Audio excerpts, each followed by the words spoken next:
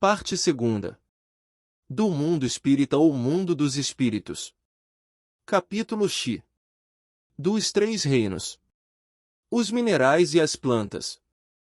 223. Que pensais da divisão da natureza em três reinos, ou melhor, em duas classes, a dos seres orgânicos e a dos inorgânicos? Segundo alguns, a espécie humana forma uma quarta classe. Qual destas divisões é preferível? Todas são boas, conforme o ponto de vista. Do ponto de vista material, apenas há seres orgânicos e inorgânicos. Do ponto de vista moral, há evidentemente 4 graus. Esses 4 graus apresentam, com efeito, caracteres determinados, muito embora pareçam confundir-se nos seus limites extremos. A matéria inerte, que constitui o reino mineral, só tem em si uma força mecânica. As plantas, ainda que compostas de matéria inerte, são dotadas de vitalidade. Os animais, também compostos de matéria inerte e igualmente dotados de vitalidade, possuem, além disso, uma espécie de inteligência instintiva, limitada, e a consciência de sua existência e de suas individualidades. O homem, tendo tudo o que há nas plantas e nos animais, domina todas as outras classes por uma inteligência especial, indefinida, que lhe dá a consciência do seu futuro, a percepção das coisas extramateriais e o conhecimento de Deus. 224. Têm as plantas consciências de que existem? Não, pois que não pensam, e só têm vida orgânica. 225. Experimentam sensações? Sofrem quando as mutilam. Recebem impressões físicas que atuam sobre a matéria, mas não têm percepções. Conseguintemente, não têm a sensação da dor. 226. Independe da vontade delas a força que as atrai umas para as outras. Certo, porquanto não pensam. É uma força mecânica da matéria, que atua sobre a matéria, sem que elas possam a isso opor-se. 227. Algumas plantas, como a sensitiva e a dioneia, por exemplo, executam movimentos que denotam grande sensibilidade, em certos casos, uma espécie de vontade, conforme se observa na segunda, cujos lóbulos apanham a mosca que sobre ela pousa para sugá-la, parecendo que urde uma armadilha com o fim de capturar e matar aquele inseto. São dotadas essas plantas da faculdade de pensar? Têm vontade e formam uma classe intermediária entre a natureza vegetal e natureza animal? Constituem a transição de uma para a outra? Tudo em a natureza é transição, por isso mesmo que uma coisa não se assemelha a outra e, no entanto, todas se prendem umas às outras. As plantas não pensam, por conseguinte carecem de vontade. Nem a ostra que se abre, nem os zoófitos pensam, têm apenas um instinto cego e natural. O organismo humano nos proporciona exemplo de movimentos análogos, sem participação da vontade, nas funções digestivas e circulatórias. O piloro se contrai, ao contato de certos corpos, para lhes negar passagem. O mesmo provavelmente se dá na sensitiva, cujos movimentos de nenhum modo implicam a necessidade de percepção e, ainda menos, da vontade. 228. Não haverá nas plantas, como nos animais, um instinto de conservação, que as induza a procurar o que lhes possa ser útil e a evitar o que lhes possa ser nocivo. Há, se quiserdes, uma espécie de instinto, dependendo isso da extensão que se dê ao significado desta palavra. É, porém, um instinto puramente mecânico. Quando, nas operações químicas, observais que dois corpos se reúnem, é que um ao outro convém, quer dizer, é que há entre eles afinidade. Ora, a isto não dais o nome de instinto. 229. Nos mundos superiores, as plantas são de natureza mais perfeita, como os outros seres. Tudo é mais perfeito. As plantas, porém, são sempre plantas, como os animais sempre animais e os homens sempre homens. Os animais e o homem. 230. Se, pelo que toca à inteligência, comparamos o homem e os animais, parece difícil estabelecer-se uma linha de demarcação entre aquele e estes, porquanto alguns animais mostram, sob esse aspecto, notória superioridade sobre certos homens. Pode essa linha de demarcação ser estabelecida de modo preciso? A este respeito é completo desacordo entre os vossos filósofos. Querem uns que o homem seja um animal e outros que o animal seja um homem. Estão todos em erro. O homem é um ser à parte, que desce muito baixo algumas vezes e que pode também elevar-se muito alto. Pelo físico, é como os animais e menos bem dotado do que muitos destes. A natureza lhes deu tudo que o homem é obrigado a inventar com a sua inteligência, para a satisfação de suas necessidades e para sua conservação. Seu corpo se destrói, como o dos animais, é certo, mas ao seu espírito está assinado um destino que só ele pode compreender, porque só ele é inteiramente livre. Pobres homens, que vos rebaixais mais do que os brutos! Não sabeis distinguir-vos deles? Reconhecei o homem pela faculdade de pensar em Deus. 231. Poder-se-á dizer que os animais só obram por instinto? Ainda aí há um sistema. É verdade que na maioria dos animais domina o instinto. Mas, não veis que muitos obram denotando acentuada vontade? É que têm inteligência, porém limitada. Não se poderia negar que, além de possuírem o instinto, alguns animais praticam atos combinados, que denunciam vontade de operar em determinado sentido e de acordo com as circunstâncias. Há, pois, neles, uma espécie de inteligência, mas cujo exercício quase que se circunscreve à utilização dos meios de satisfazerem as suas necessidades físicas e de proverem à conservação própria. Nada, porém, criam, nem melhor alguma realizam. Qualquer que seja a arte com que executem seus trabalhos, fazem hoje o que faziam outrora e o fazem, nem melhor, nem pior, segundo formas e proporções constantes e invariáveis. A cria, separada dos de sua espécie, não deixa por isso de construir o seu ninho de perfeita conformidade com os seus maiores, sem que tenha recebido nenhum ensino. O desenvolvimento intelectual de alguns, que se mostram suscetíveis de certa educação, desenvolvimento, aliás, que não pode ultrapassar acanhados limites, é devido à ação do homem sobre uma natureza maleável, porquanto não há aí progresso que lhe seja próprio. Mesmo o progresso que realizam pela ação do homem é efêmero e puramente individual, visto que, entregue a si mesmo, não tarda que o animal volte a encerrar-se nos limites que lhe traçou a natureza.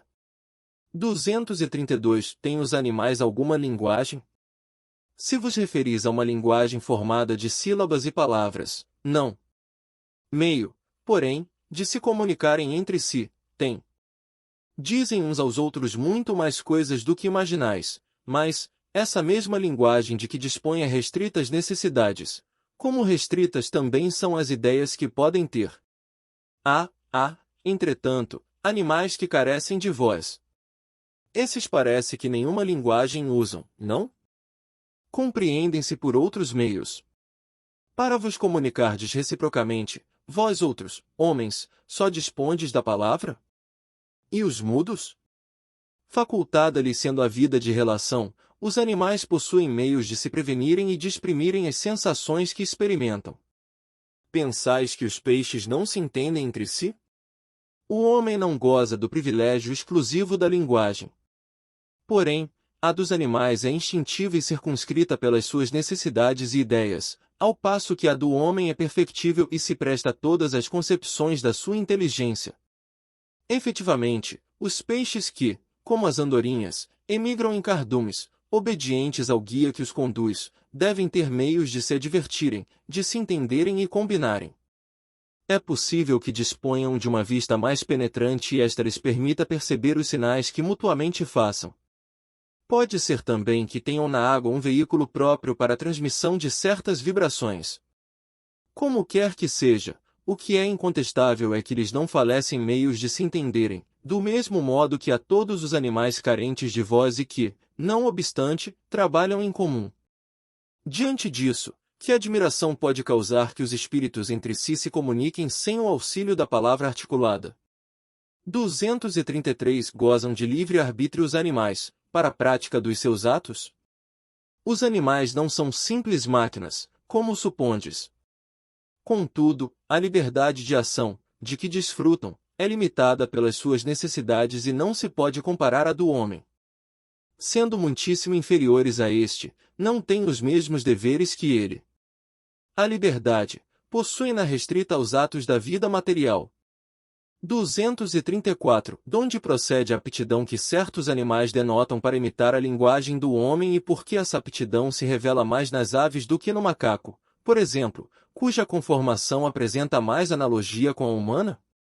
Origina-se de uma particular conformação dos órgãos vocais, reforçada pelo instinto de imitação. O macaco imita os gestos, algumas aves imitam a voz.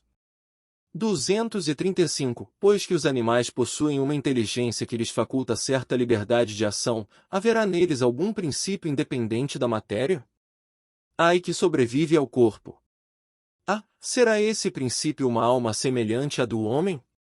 É também uma alma, se quiserdes, dependendo isto do sentido que se der a esta palavra. É, porém, inferior à do homem. Há entre a alma dos animais e a do homem distância equivalente à quimedeia entre a alma do homem e Deus. 236. Após a morte, conserva a alma dos animais a sua individualidade e a consciência de si mesma? Conserva sua individualidade. Quanto à consciência do seu eu, não. A vida inteligente lhe permanece em estado latente. 237. A alma dos animais é dado escolher a espécie de animal em que encarne? Não, pois que lhe falta livre-arbítrio. 238. Sobrevivendo ao corpo em que habitou, a alma do animal vem a achar-se, depois da morte, nem estado de erraticidade, como a do homem. Fica numa espécie de erraticidade, pois que não mais se acha unida ao corpo, mas não é um espírito errante. O espírito errante é um ser que pensa e obra por sua livre vontade. De idêntica faculdade não dispõe o dos animais. A consciência de si mesmo é o que constitui o principal atributo do espírito. O do animal, depois da morte, é classificado pelos espíritos a que incumbe essa tarefa e utilizado quase imediatamente. Não lhe é dado tempo de entrar em relação com outras criaturas. 239. Os animais estão sujeitos, como o homem, a uma lei progressiva? Sim, e daí vem que nos mundos superiores, onde os homens são mais adiantados, os animais também o são, dispondo de meios mais amplos de comunicação. São sempre, porém, inferiores ao homem e se lhe acham submetidos, tendo neles o homem servidores inteligentes. Nada há nisso de extraordinário. Tomemos os nossos mais inteligentes animais, o cão, o elefante, o cavalo, e imaginemo-los dotados de uma conformação apropriada a trabalhos manuais. Que não fariam sob a direção do homem? 240. Os animais progridem, como o homem, por ato da própria vontade, ou pela força das coisas? Pela força das coisas, razão porque não estão sujeitos à expiação. 603. Nos mundos superiores, os animais conhecem a Deus? Não. Para eles o homem é um Deus, como outrora os espíritos eram deuses para o homem. 604. Pois que os animais, mesmo os aperfeiçoados, existentes nos mundos superiores, são sempre inferiores ao homem, sai-disse que Deus criou seres intelectuais perpetuamente destinados à inferioridade, o que parece em desacordo com a unidade de vistas e de progresso que todas as suas obras revelam. Tudo em a natureza se encadeia por elos que ainda não podeis apreender. Assim, as coisas aparentemente mais díspares têm pontos de contato que o homem, no seu estado atual, nunca chegará a compreender. Por um esforço da inteligência poderá entrevê-los, mas, somente quando essa inteligência estiver no máximo grau de desenvolvimento e liberta dos preconceitos do orgulho e da ignorância, logrará ver claro na obra de Deus. Até lá, suas muito restritas ideias lhe farão observar as coisas por um mesquinho e acanhado prisma. Sabei não ser possível que Deus se contradiga e que, na natureza, tudo se harmoniza mediante leis gerais, que por nenhum de seus pontos deixam de corresponder à sublime sabedoria do Criador.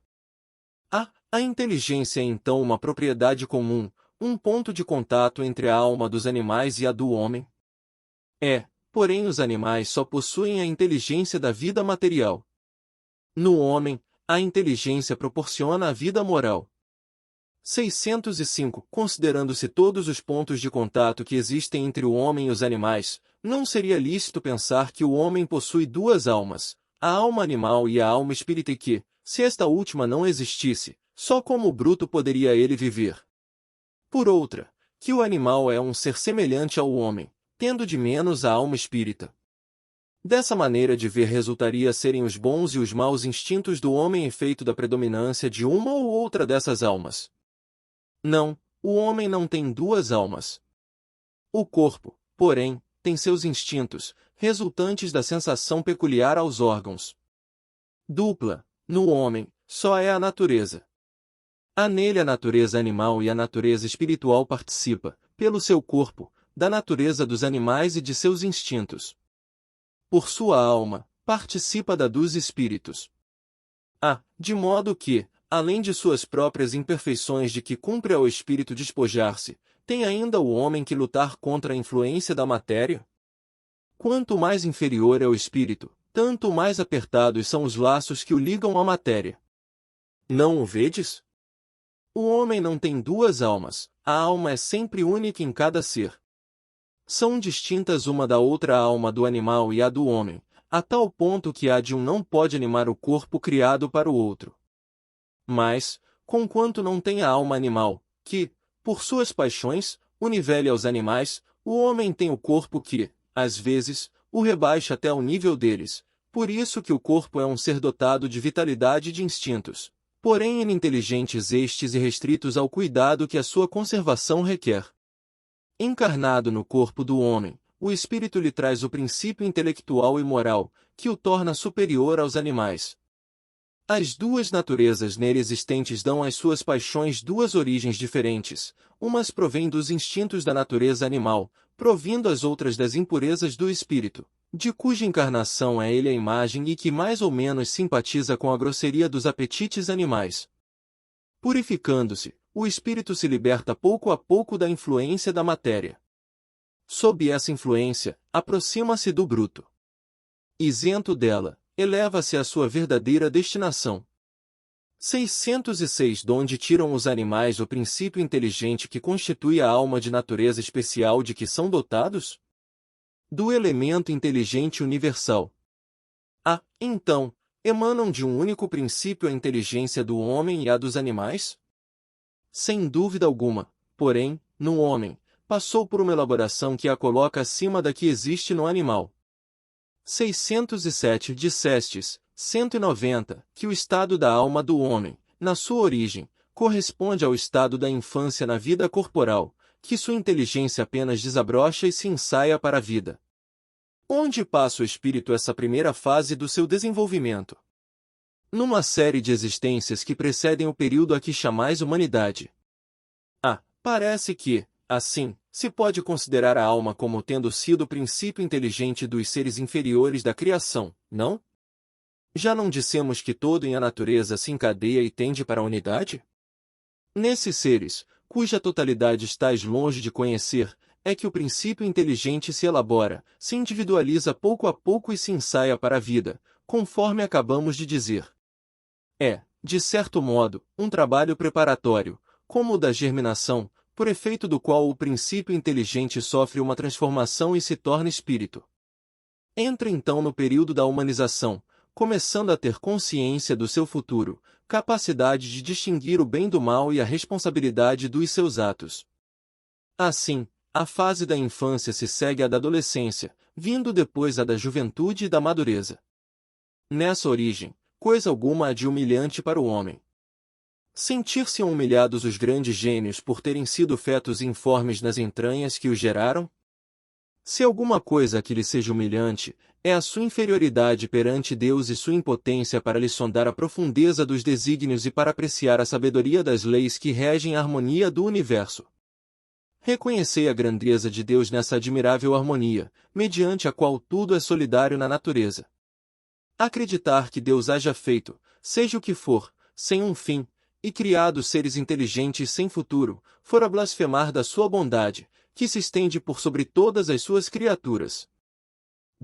Esse período de humanização principia na Terra? A Terra não é o ponto de partida da primeira encarnação humana. O período da humanização começa, geralmente, em mundos ainda inferiores à Terra.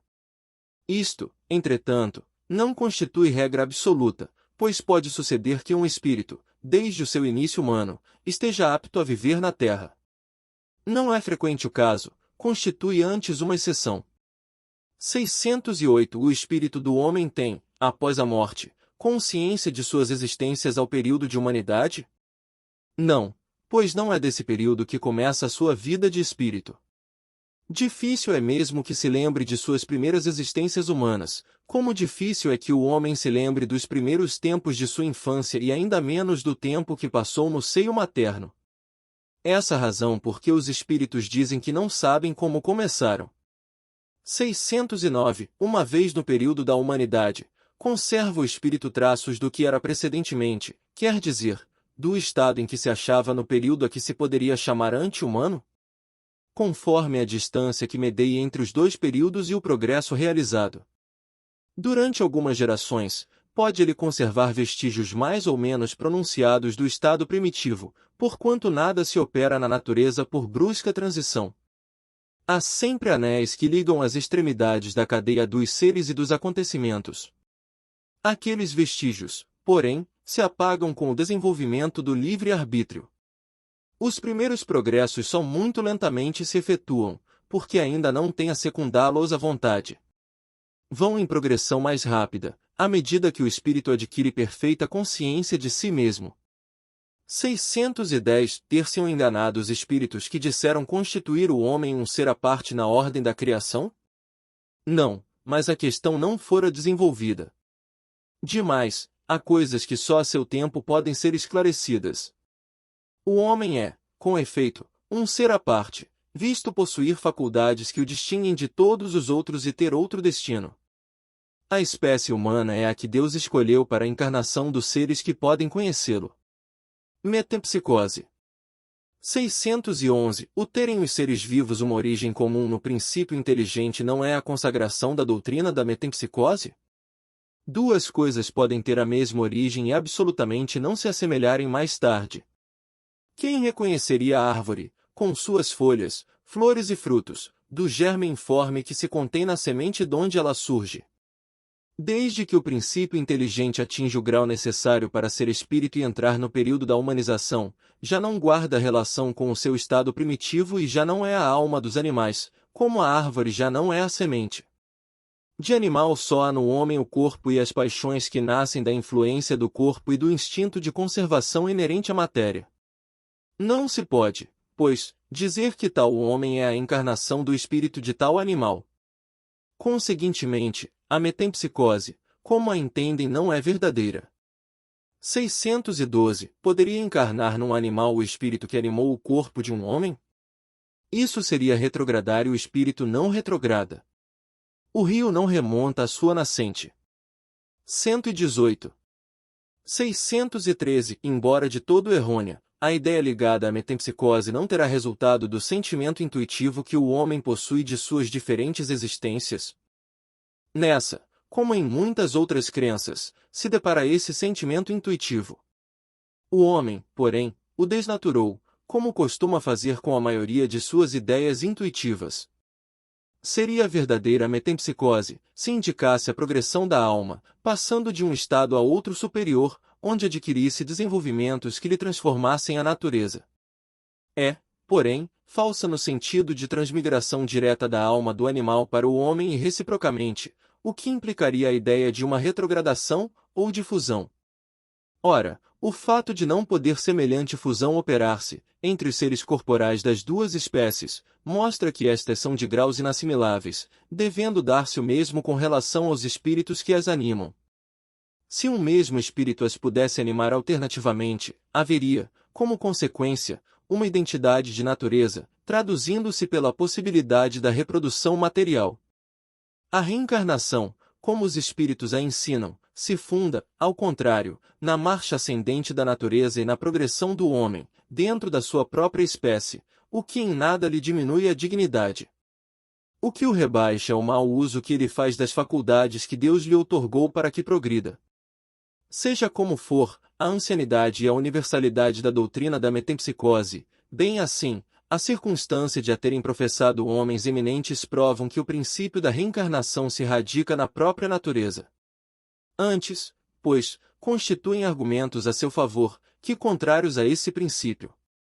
O ponto inicial do espírito é uma dessas questões que se prendem à origem das coisas e de que Deus guarda o segredo. Dado não é ao homem conhecê-las de modo absoluto, nada mais lhe sendo possível a tal respeito do que fazer suposições, criar sistemas mais ou menos prováveis. Os próprios espíritos longe estão de tudo saberem, acerca do que não sabem, também podem ter opiniões pessoais mais ou menos sensatas. É assim, por exemplo, que nem todos pensam da mesma forma quanto às relações existentes entre o homem e os animais. Segundo uns, o espírito não chega ao período humano senão depois de se haver elaborado e individualizado nos diversos graus dos seres inferiores da criação. Segundo outros, o espírito do homem teria pertencido sempre à raça humana, sem passar pela fieira animal. O primeiro desses sistemas apresenta a vantagem de assinar um alvo ao futuro dos animais, que formariam então os primeiros elos da cadeia dos seres pensantes. O segundo é mais conforme à dignidade do homem e pode resumir-se da maneira seguinte. As diferentes espécies de animais não procedem intelectualmente umas das outras, mediante progressão. Assim, o espírito da ostra não se torna sucessivamente o do peixe, do pássaro, do quadrúpede e do quadrúmano. Cada espécie constitui, física e moralmente, um tipo absoluto, cada um de cujos indivíduos aure na fonte universal a quantidade do princípio inteligente que lhe seja necessário, de acordo com a perfeição de seus órgãos e com o trabalho que tenha de executar nos fenômenos da natureza, quantidade que ele, por sua morte, restitui ao reservatório donde a tirou. Os dos mundos mais adiantado que o nosso, VN grau 188, constituem igualmente raças distintas, apropriadas às necessidades desses mundos e ao grau de adiantamento dos homens, cujos auxiliares eles são, mas de modo nenhum procedem das da terra, espiritualmente falando. Outro tanto não se dá com o homem. Do ponto de vista físico, este forma evidentemente um elo da cadeia dos seres vivos, porém, do ponto de vista moral, há, entre o animal e o homem, solução de continuidade. O homem possui, como propriedade sua, a alma ou o espírito, centelha divina que lhe confere o senso moral e um alcance intelectual de que carecem os animais e que é nele o ser principal, que preexiste e sobrevive ao corpo, conservando sua individualidade. Qual a origem do espírito? Onde o seu ponto inicial? Forma-se do princípio inteligente individualizado? Tudo isso são mistérios que for inútil querer devassar e sobre os quais, como dissemos, nada mais se pode fazer do que construir sistemas. O que é constante, o que ressalta do raciocínio e da experiência é a sobrevivência do espírito, a conservação de sua individualidade após a morte, a progressividade de suas faculdades, seu estado feliz ou desgraçado de acordo com o seu adiantamento na senda do bem e todas as verdades morais decorrentes deste princípio. Quanto às relações misteriosas que existem entre o homem e os animais, isso, repetimos, está nos segredos de Deus, como muitas outras coisas, cujo conhecimento atual nada importa ao nosso progresso e sobre as quais seria inútil determos-nos.